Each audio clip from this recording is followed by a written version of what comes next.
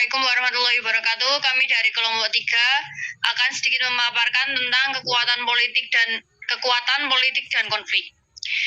Kami dari kelompok 3 yang beranggotakan Amelia Anggraini dengan NPM 0096, Muhammad Hurairah dengan NPM 0102, Hasnanur Arifaini dengan NPM 0114, Muhammad Abdul Razak dengan NPM 0115, Himawan Anorogo dengan NPM 0118, dan saya sendiri, Audina Citraandini dengan NPM 0121. Yang pertama yaitu kekuatan atau power. Yang mengacu pada kekuatan yang dimiliki satu orang yang dapat mempengaruhi perilaku orang lain. Oleh karena itu, kekuatan ini memiliki kapasitas untuk mempengaruhi perilaku yang sedemikian rupa, yang mengacu pada kekuatan yang dimiliki satu orang yang dapat mempengaruhi perilaku orang lain. 5 jenis kekuasaan yang berbeda, yaitu kekuatan hadiah, kekuatan paksaan, kekuatan referensi, kekuasaan yang sah, dan kekuatan ahli. Yang pertama, kekuatan hadiah. Kekuatan hadiah ini dapat melampaui penghargaan materi, karena banyak orang yang termotivasi oleh keinginan untuk penghargaan intrinsik seperti pengakuan dan penerimaan. Oleh karena itu, kekuatan penghargaan juga ada ketika seorang manajer mengakui dan menyetujui kinerja yang baik oleh bawahannya. Yang kedua, kekuatan paksaan. Kekuatan paksaan ini jika bawahan berpandangan bahwa pemimpin mampu dan mau menggunakan hukum yang tidak mereka sukai, seperti penarikan hak istimewa, alokasi tugas yang tidak menarik, penolakan kesempatan promosi, dan kenaikan gaji ini, maka pemimpin memiliki kekuatan paksaan di mana sudah tertera di dalam undang-undang. Yang ketiga yaitu kekuatan referensi, di mana ketika bawahan berpikir pemimpin memiliki karakteristik yang diinginkan, yang harus mereka tiru.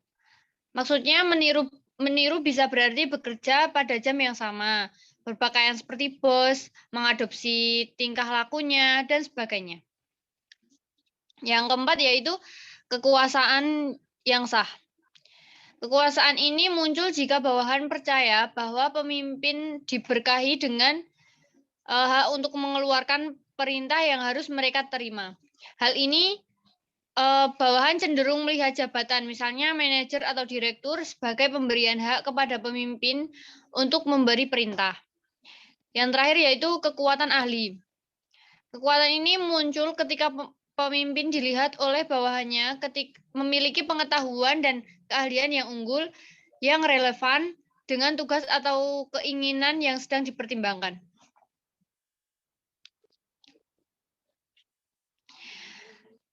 Tiga kategori kekuasaan, yaitu kekuatan posisi, kekuatan pribadi, dan kekuatan peluang. Kekuatan posisi itu misalnya seperti perintah kepada bawahan untuk melakukan kejahatan akan berada di luar batas.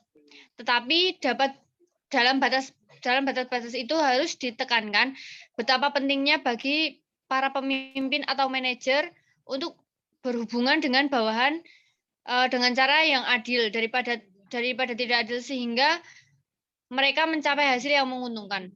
Seperti itu. Kemudian kekuatan pribadi, yang dimana orang yang menggunakan kekuatan pribadi dapat mengandalkan persuasi rasional atau menarik identifikasi bawahan dengan pemimpin dalam perintah untuk mempengaruhi peristiwa. Yang terakhir, kekuatan peluang, yaitu di mana ketika seseorang dapat menggunakan kekuasaan dengan alasan berada di tempat yang tepat pada waktu yang tepat, dan dengan mengambil keuntungan dari posisi bawahan yang dekat dengan kekuasaan dalam organisasi tersebut. Taktik kekuasaan digunakan oleh individu sendiri dalam kelompok antar kelompok untuk mempengaruhi peristiwa. Taktik kekuasaan sendiri ada 3, yaitu taktik individu dan intragrup, pengaruh situasional, dan taktik kekuatan antar kelompok. Taktik individu dan intragrup itu bagaimana karyawan manajerial mempengaruhi orang lain, termasuk atasan, bawahan, dan rekan kerja. Dan kondisi di mana satu taktik ini lebih cocok daripada yang lain.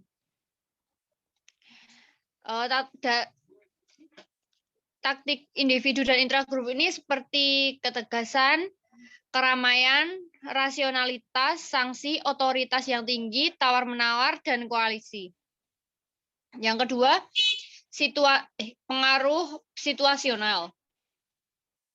Ada 4 faktor yang sangat berpengaruh dalam situasional ini, seperti kekuatan relatif, tujuan manajer, harapan manajer untuk kesuksesan, budaya. Yang terakhir atau yang ketiga ini taktik kekuatan antar kelompok. Seperti penyerapan ketidakpastian, substitusi, kepentingan integratif, dan kontrak. Politik dalam organisasi telah didefinisikan sebagai kegiatan yang telah dilakukan oleh orang-orang untuk memperoleh, meningkatkan, dan menggunakan kekuasaan dan sumber daya lainnya untuk mendapatkan hasil yang diinginkan dalam situasi di mana ada ketidakpastian atau ketidaksepakatan.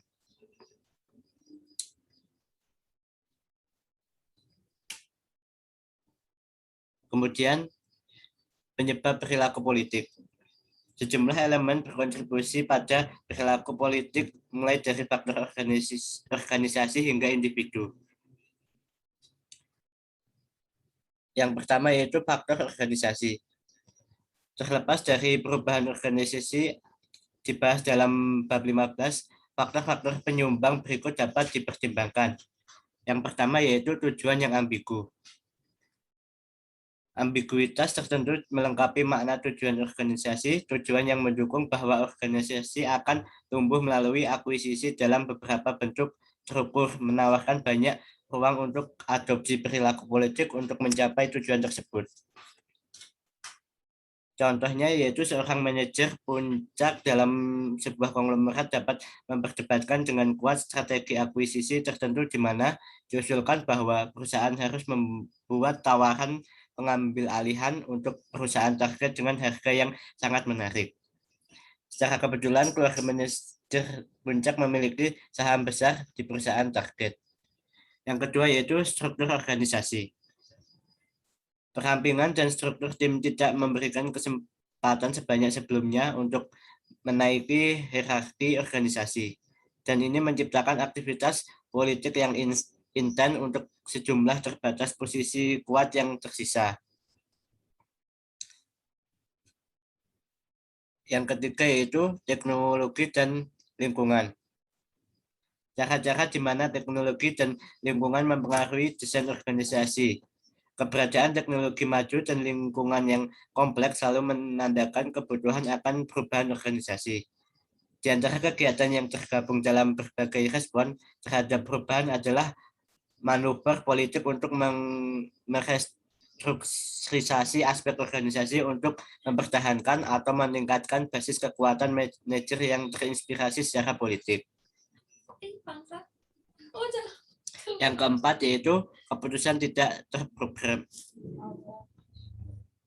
Keputusan tidak terprogram yaitu sifat dari keputusan yang tidak terprogram telah dalam situasi yang terkait dengan pengambilan keputusan yang tidak terprogram dapat dikaburkan dengan definisi peristiwa yang buruk dan banyak ambiguitas. Akibatnya adegan diatur untuk manuver politik. Yang kelima yaitu kepercayaan yang rendah.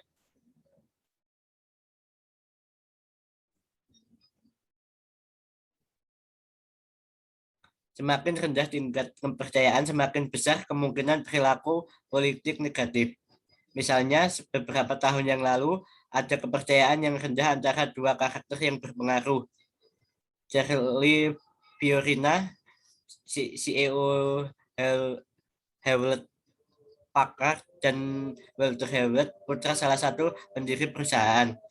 Ini muncul dari akuisisi Compaq Computer yang dianggap CEO sebagai langkah strategis yang ditentang oleh Walter Hewlett. Hal ini menghasilkan aktivitas politik yang instan di kedua belah pihak. Selanjutnya, Charlie Fiorina dibebaskan pada tahun 2005 karena ketidakpuasan pemegang saham dengan catatan prestasinya. Yang terakhir yaitu ambiguitas peran. Ada kemungkinan besar individu mengadopsi sikap politik untuk memajukan tujuan mereka dalam kondisi di mana ada banyak kriteria subjektif dalam proses penilaian. Dengan hasil bahwa banyak penekanan ditempatkan pada satu ukuran kinerja dan selang waktu antara tindakan yang diukur dan proses penilaian yang sangat terasa.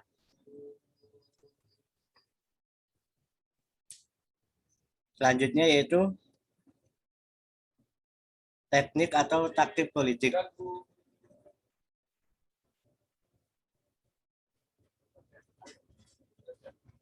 Penggunaan teknik atau taktik untuk mempromosikan kepentingan politik anggota organisasi tertentu diakui oleh beberapa penulis.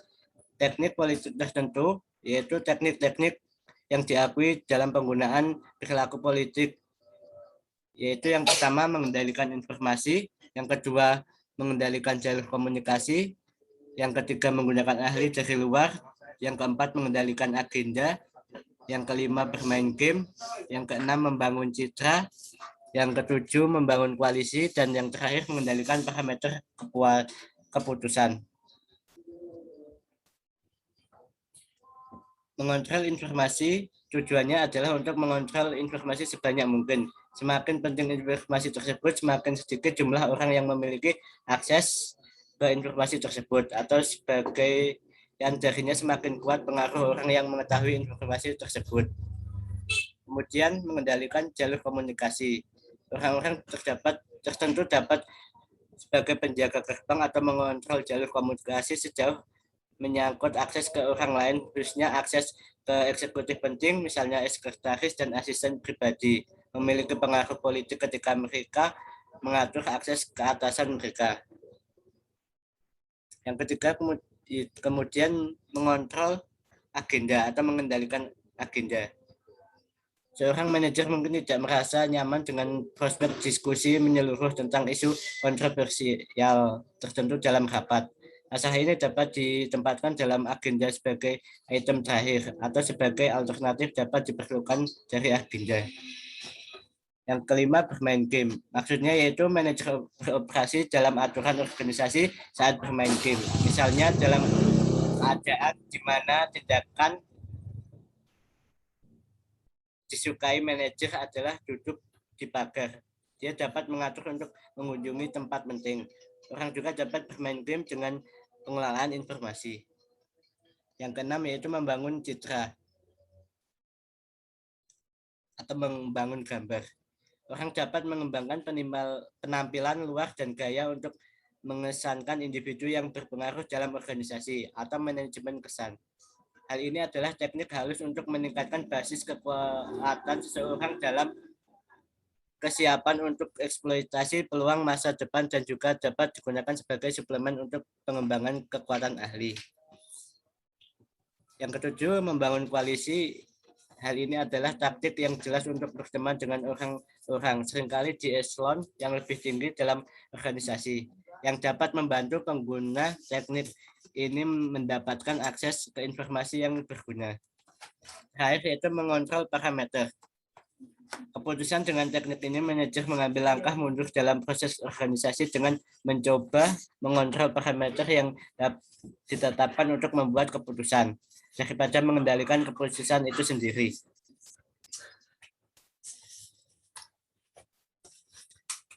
Empat, keterampilan manajer. Yang pertama yaitu pengaturan, ada 4 keterampilan manajer, yaitu pengaturan agenda, yang kedua memetakan medan politik, yang ketiga jaringan dan membangun koalisi, dan yang terakhir tawar-menawar dan negosiasi. Pengaturan agenda yaitu keterampilan ini berarti menciptakan visi untuk organisasi melalui banyak pemikiran dan membuat eksplisit dan menetapkan tujuan dan kegiatan yang diperlukan untuk mencapai misi. Yang kedua itu memetakan medan politik. Dimaksud hal tersebut yaitu keterampilan ini sampai batas tertentu ditujukan untuk mengidentifikasi agenda pemain lain dan mencoba mengantisipasi kemungkinan tindakan mereka. Yang ketiga yaitu jaringan dan membangun koalisi. Penting bagi manajer untuk mengidentifikasi orang-orang yang akan membantu dalam proses mencoba mencapai tujuannya. Yang terakhir yaitu tawar-menawar dan negosiasi. Manajer itu berniat menggunakan keterampilan ini untuk mencapai satu keuntungan dalam hubungan dengan orang lain. Kemudian taktik licik. Sangat mungkin bagi manajer atau eksekutif untuk menciptakan musuh karena tindakan tidak populer atau tidak menyenangkan yang telah mereka ambil dalam menolak peluang promosi, membekukan atau mengurangi gaji, mengusir orang yang memutuskan kontrak setelah kerja, misalnya di organisasi besar atau manajer. Taktik yang dikenal sebagai pengkhianatan terjadi ketika A melakukan gerakan yang menyenangkan terhadap B sambil merencanakan penurunan B. Misalnya, atasan langsung B diberi oleh tahu A bahwa B merespon dengan buruk tekanan kerja normal.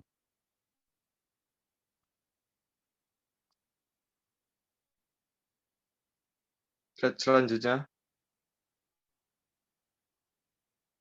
Kesalahan serius. Beberapa taktik yang dianggap sebagai kesalahan politik yang mahal adalah sebagai berikut. Yang pertama, melanggar rantai komando. Jika seseorang bawahan mendekati atasan dari atasannya tanpa meminta izin atasannya untuk bertindak sebagai informan atau mengadukan kesulitannya, hal ini dapat terjadi penuh dengan kesulitan. Yang kedua yaitu kehilangan kendali. Meskipun berperilaku agresif dan menunjukkan kemarahan untuk mencapai tujuan seseorang dapat ditoleransi sampai batas tertentu. Dalam kompetitif, perilaku seperti itu di kantor atau pabrik tidak mungkin dimaafkan. Yang ketiga yaitu mengatakan tidak kepada manajemen puncak. Dianggap tidak bijaksana untuk menolak permintaan dari seseorang yang tinggi dalam organisasi untuk melakukan tugas tertentu. Individu yang menerima permintaan seperti itu mungkin merasa terbebani dengan pekerjaan dan karena mereka merasa bahwa reputasi mereka sebagai karyawan sangat memuaskan. Dapat menyimpulkan bahwa menolak partisipasi dalam penugasan adalah perilaku yang tidak dapat diterima. Yang keempat yaitu keyakinan yang dihargai. Di mana ada kepercayaan yang dihargai tentang sifat organisasi mungkin tidak bijaksana di hadapan realitas berpengaruh untuk mengkritik mitos, cerita rakyat, dan prestasi khusus pendiri organisasi yang dihormati. Yang kelima yaitu mengganggu supervisor. Seorang bawahan harus menahan diri untuk tidak membuat di depan umum tentang pencapaiannya atau mengklaim pujian atas keberhasilan kinerja unit yang menjadi tanggung jawab atasannya. Slide selanjutnya.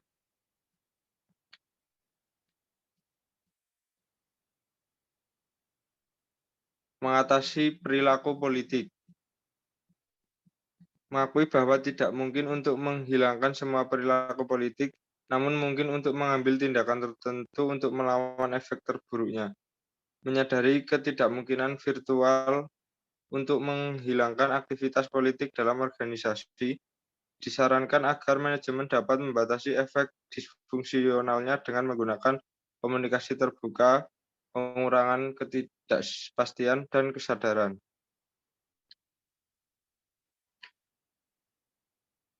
Komunikasi terbuka. Yang pertama, akan sama dengan membuat diketahui semua orang dasar untuk alokasi sumber daya yang langka dan membatasi kemampuan setiap individu untuk mengontrol informasi atau jalur komunikasi. Yang kedua, ketidakpastian. Strategi perubahan dan pembangunan organisasi dapat menciptakan banyak ketidakpuasan. Strategi perubahan dan pengembangan organisasi dapat menciptakan banyak ketidakpastian, sehingga penting bagi agen perubahan dan lainnya untuk menyatakan dengan jelas kemungkinan peristiwa masa depan akan terungkap, daripada tetap diam pada isu-isu kunci dan akibatnya memicu spekulasi dan rumor. Yang ketiga yaitu kesadaran tentang apa yang telah dibahas tentang teknik dan taktik politik. Dan apa yang memunculkan perilaku politik adalah langkah pertama yang sangat berguna untuk mengendalikan efek negatif dari politik organisasi. Slide selanjutnya. Solusi yang dapat ditawarkan kepada manajer, yaitu ada 4. Yang pertama memberi contoh, yang kedua memberikan tugas pekerjaan yang jelas, dan yang ketiga menghilangkan koalisi dan klik. Yang keempat, menghadapi orang yang memainkan permainan politik. Yang pertama yaitu memberi contoh. Terbukti ketika manajer bertindak sebagai panutan dengan mendorong kejujuran dan perlakuan yang adil dan setara terhadap orang lain. Yang kedua, memberikan tugas pekerjaan yang jelas. Memerlukan alokasi tugas yang jelas dan terpisah yang menghilangkan potensi ambiguitas. Yang ketiga, menghilangkan koalisi dan klik. Yang merugikan kinerja dapat dicapai dengan transfer atau pemecatan.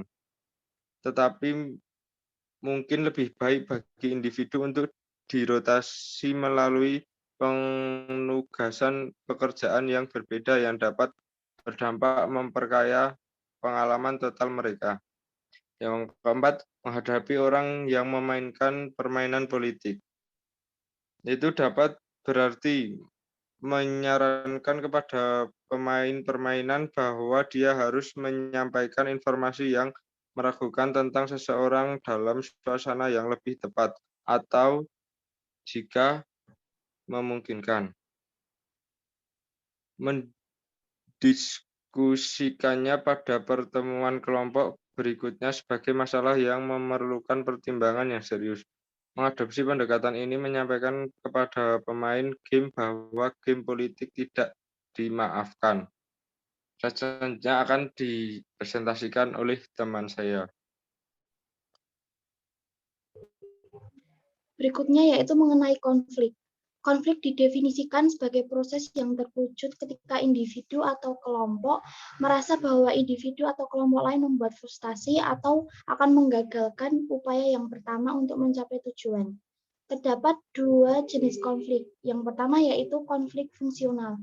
Mungkin paling tepat digambarkan sebagai tingkat oposisi yang halus dan terkontrol dari tingkat rendah hingga sedang, yang cenderung mengarah pada kebangkitan motivasi dan dapat meminjamkan dirinya untuk kegiatan seperti pengambilan keputusan yang kreatif atau tidak terprogram. Konflik mungkin lebih fungsional dalam kelompok yang mengadopsi pendekatan baru untuk mengatasi masalah dalam, misalnya penelitian, periklanan, atau perubahan organisasi.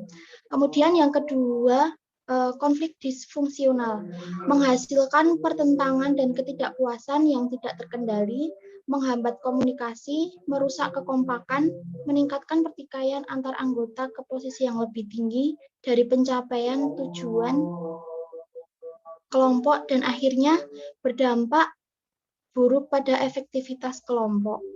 Slide selanjutnya yaitu mengenai manifestasi dari konflik. Konflik dalam organisasi terwujud baik pada tingkat individu maupun kelompok. Konflik individu mengalami frustasi ketika jalur mereka untuk mencapai tujuan pribadi terhalang. Kandidat untuk proses internal mungkin merasa dirugikan dengan cara deskripsi pekerjaan untuk posisi yang kosong, dibingkai jika tampaknya menghambat peluang mereka untuk mendapatkan pekerjaan. Sedangkan konflik kelompok, sekelompok pekerja dibantu oleh serikat pekerja dapat terlibat dalam perilaku tertentu, misalnya penarikan tenaga kerja, aturan kerja, atau larangan lembur. Di dalam konflik kelompok terdapat ada 3 jenis. Yang pertama yaitu konflik yang dilembagakan. Terbukti ketika misalnya kelompok pemasaran dan produksi bersaing untuk mendapatkan keuntungan selama penganggaran proses ketika sumber daya dialokasikan. Susunan hierarki kelompok pekerjaan juga dapat mengilhami konflik yang dilembagakan karena setiap tingkat hierarki mengalami beberapa tingkat konflik dengan tingkat di atasnya. Yang kedua yaitu mengenai konflik yang muncul. Terlihat ketika dua kekuatan sosial bertabrakan. Misalnya organisasi formal menuntut upaya produktif yang lebih besar yang ditentang oleh organisasi informal. Benih-benih konflik yang muncul ditaburkan ketika bawahan yakin bahwa tingkat keahlian mereka melebihi atas mereka. Yang ketiga yaitu sumber konflik. Secara spesifik teridentifikasi beberapa sumber.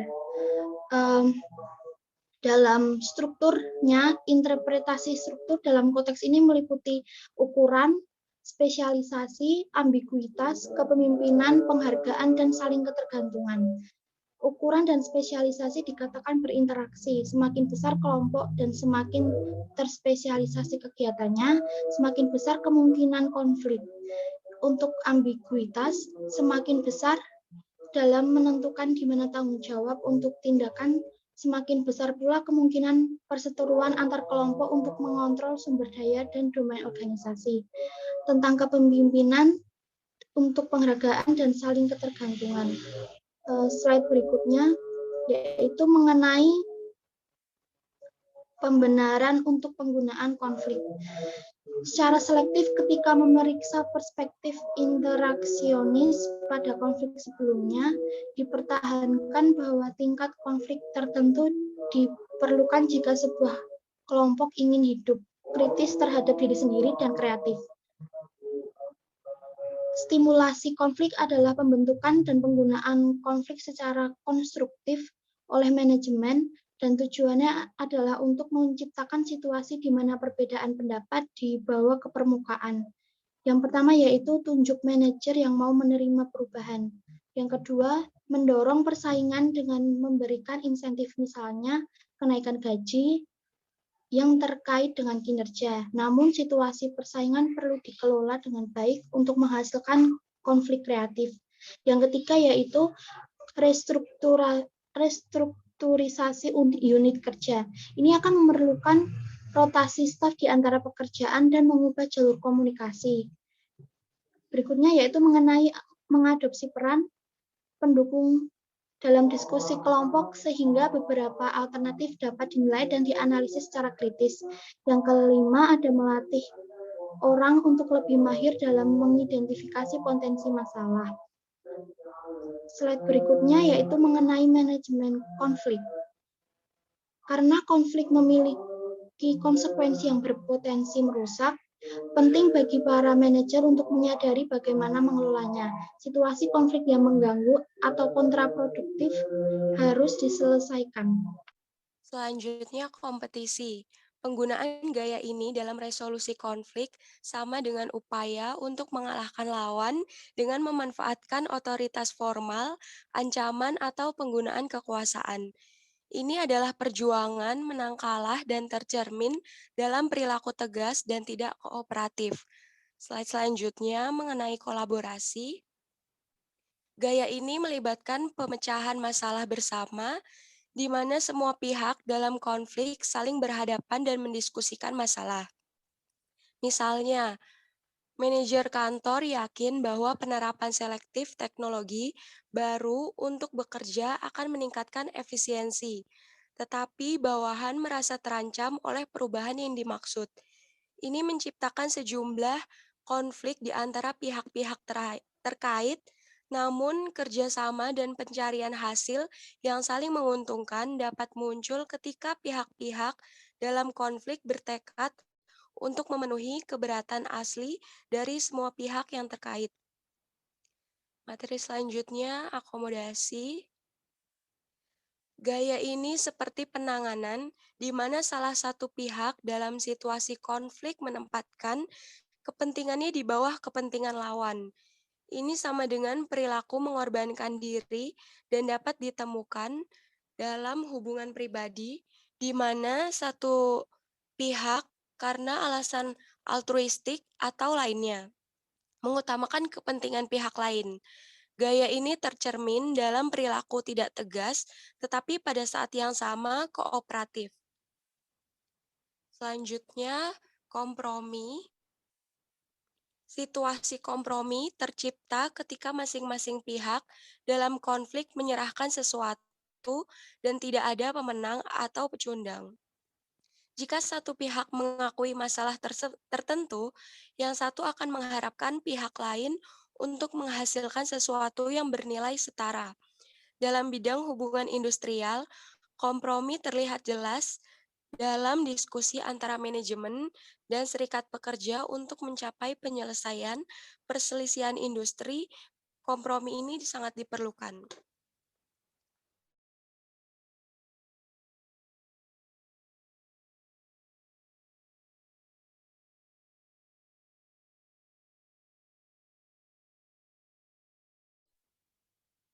Selanjutnya yaitu pengaruh budaya. Upaya telah dilakukan untuk menilai pengaruh budaya pada gaya penanganan konflik. Orang-orang dalam budaya kolektivis, misalnya Cina, mencoba untuk memelihara hubungan dan memberikan pertimbangan serius untuk kesejahteraan kelompok. Bisa dibayangkan bahwa mereka akan menghindari situasi di mana konflik telah muncul dan akan merasa lebih nyaman untuk mengundang pembuat perdamaian pihak ketiga untuk campur tangan untuk menyelesaikan masalah. Sedangkan mereka yang berasal dari budaya individualistis, misalnya Inggris, lebih mungkin untuk menghadapi konflik secara langsung. Rand dan Gray 2009. Manajer dari Jordania dan Turki berbagai dengan rekan-rekan mereka di AS preferensi untuk gaya kolaboratif, tetapi mereka berbeda dalam preferensi mereka untuk 4 gaya tersisa yang digambarkan dalam model Thomas versi yang digunakan oleh peneliti Kozan 1989. Selanjutnya,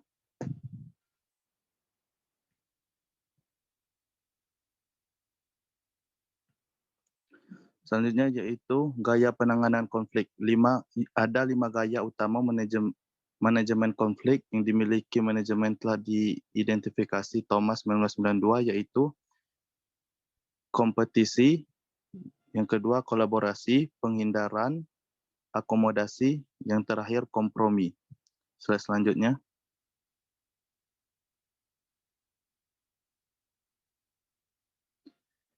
Yaitu tujuan superordinat.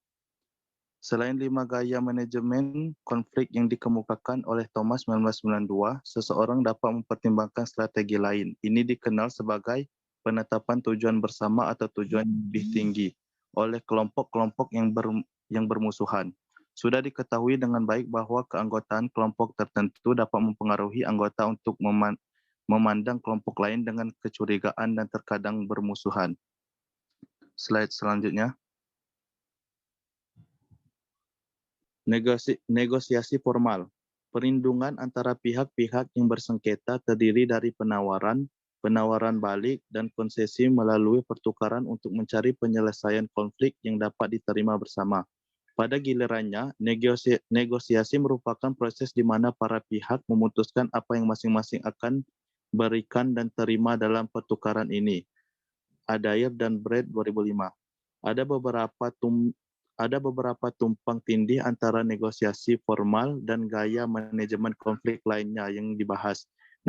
Negosiasi diangkat makro menjadi isu hangat di Inggris karena perwakilan Uni Eropa dan Inggris duduk bersama untuk membahas teknik Brexit atau keluarnya Inggris dan dari Uni Eropa dengan maksud untuk mencapai kesepakatan yang dapat diterima kedua belah pihak.